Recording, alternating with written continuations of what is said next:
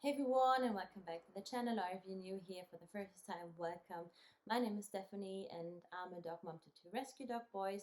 This one here is Chucky, my deaf Wadi dog puppy, and here is Rambo, and Rambo is my senior Staffordshire Bull Terrier cross. Today's video is all about what I learned, what was the most important thing for me as a rescue dog owner. Especially with Chucky, this is so freaking important. So Chalky, this one here, he is a deaf Wadi dog. So Wadi dogs generally are often very anxious dogs. They are street dogs. They have a very strong fear of people. If the vet is correct and he's a Pharaoh Hound mix, then generally the breed specifica of Pharaoh Hounds, if they are not properly socialized, they can be quite timid. They can be really shy around people, etc. So he's a dog who does not enjoy people interactions. He enjoys interacting with us, like we are his people. So they are known to be very loyal dogs.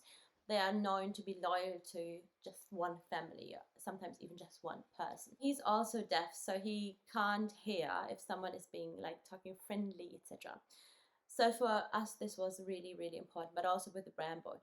And the most important thing that I learned is to advocate for my dog's needs and be really unapologetically when doing so.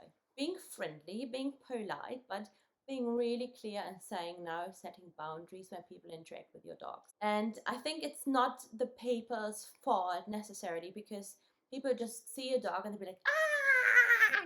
Maybe not as much like this. With Chalky, being a deaf dog, being highly fearful, being super timid, we were having a leash banner that said, give us space, fearful dog, give us space.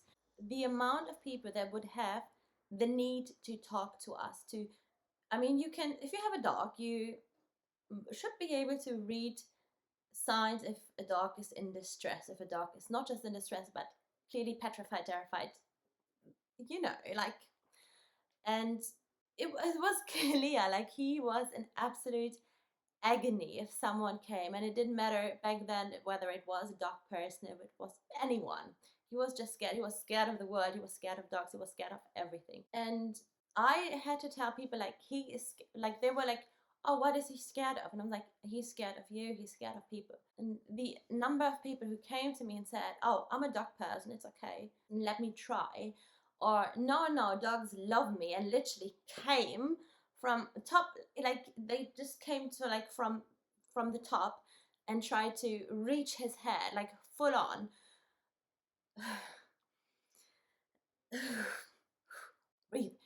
And it's just absolutely no go. And it was clearly not okay for my dog. I clearly visibly advocate for my dog's space. As it says, give us space. And how many people totally ignore this? I don't know if it's ignorance or whatever, or they'd be like, oh my god, he's such a cute dog, what breed is he? And they would keep talking to you, and you can see, like, like my dog wants to get out of the situation. This was a time where he could not be off leash because I just got him, so it was ridiculous. And I really had to learn to to clearly and firmly, but friendly, obviously friendly, set boundaries and advocate for my dog's space. People do not get it. I don't know what it is, or they tell you how to deal with your dog, and this is just not helpful. If a dog is that terrified of people, it is not helpful. And one thing I had to learn is that walks are not mandatory. Like, it's okay to not walk your dog if he is that scared, if he's that terrified. However, this was a journey, so for me, I didn't really know. I wasn't aware that this is okay, that this is, because if you just have dogs, you'd be like, oh yeah, walking a dog is the fun thing to do, and this is what you do. And if you have a normal pet dog from a breeder or whatever, or a dog, even a rescue dog who has never been through anything bad, then this might totally be the case. However, with this dog, it's not the case. He is totally terrified of people, and those interactions will enhance their bad experience, like their bad memories.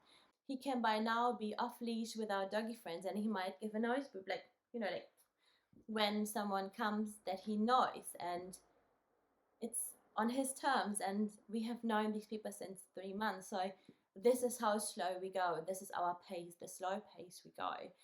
And to advocate for your dog's space, and people talk back to you, they'd be like, oh, so many rules, and oh, I know what I'm doing, etc.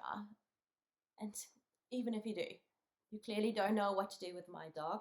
So it's really, I feel really important to advocate for your dog's needs, and every dog is very different. So to really become a pro at knowing what makes your dog, what is important to your dog, what does your dog need, what triggers your dog, what fills his bucket, what adds to his stress levels, and to really reduce these triggers at the beginning, to provide a safe space for your dog, to not sacrifice the relationship you're building with your dog, and to really advocate for your dog's needs, for your dog's space. And unfortunately, it seems to be quite a misunderstanding that dogs are public property. They are not. And if you have a pet dog who enjoys cuddles and whatever, and if you have a puppy and you want them to get socialized, it's a different story. I'm talking here rescue dogs. And not every rescue dog has issues. Not every rescue dog comes with a package. Mine does. And only because I can cuddle him, and only because he enjoys touch with, like, from me, this does not mean that he would enjoy this with anyone else. And I think it's just really important to advocate for what your dog needs and help your dog get this. Please let me know if you have experienced something similar, because I would really like to know how people are where you are, because I think as rescue dog owners, it can be quite a journey. However, having a rescue dog who might not be there yet, like where we would think is appropriate, then things can just be really, really tough. Just one last thing. Please do advocate for your dog's space, but obviously please do it in a friendly, polite way. Empathy helps a lot. Most people, well, in fact, I think nearly everyone who wants to touch a dog does not mean any harm.